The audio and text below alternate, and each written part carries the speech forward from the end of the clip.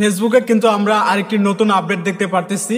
আমরা যদি কোনো পোস্টে লাইক কমেন্ট করতে যাই বা আমরা যখন একটা পোস্ট করে থাকি, সেই পোস্টে যখন বিভিন্ন মানুষ লাইক কমেন্ট করে তাদের যখন আমরা রিয়াকশন করতে যাই, সেই রিয়াকশন অপশনটা কিন্তু আগে অন্যরকম ছিল, এখন কিন্তু অন্যরকম চলে আসছে।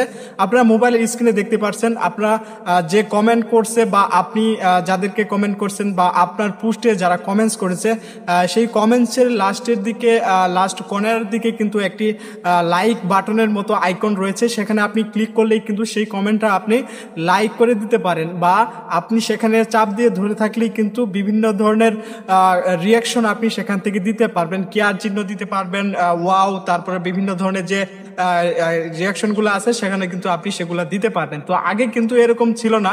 বা ক্রোম ব্রাউজার থেকে যদি আপনি চেষ্টা করেন, তাহলে ক্রোম ব্রাউজার থেকে কিন্তু আগে যেভাবে ছিল, যেমন রিপ্লের পাশে লাইক দেওয়ার বা চাপ দিয়ে ধরে থাকলে বিভিন্ন ধরনের রিয়াকশন দেওয়া যায়, তো ক্রোম ব্রাউজারে কিন্তু সেটাই এখনো আছে। আপনার আইডিতে এই অপশনটা আসছে কিনা বা এভাবে আপনার আইডিতে শো করতেছে কিনা অবশ্যই বলে দিবেন কমেন্টের মাধ্যমে। আর ফেসবুকের নিত্যদিনের নতুন নতুন আপডেট পেতে অবশ্যই আমার পেজটিকে ফলো করে দিবেন।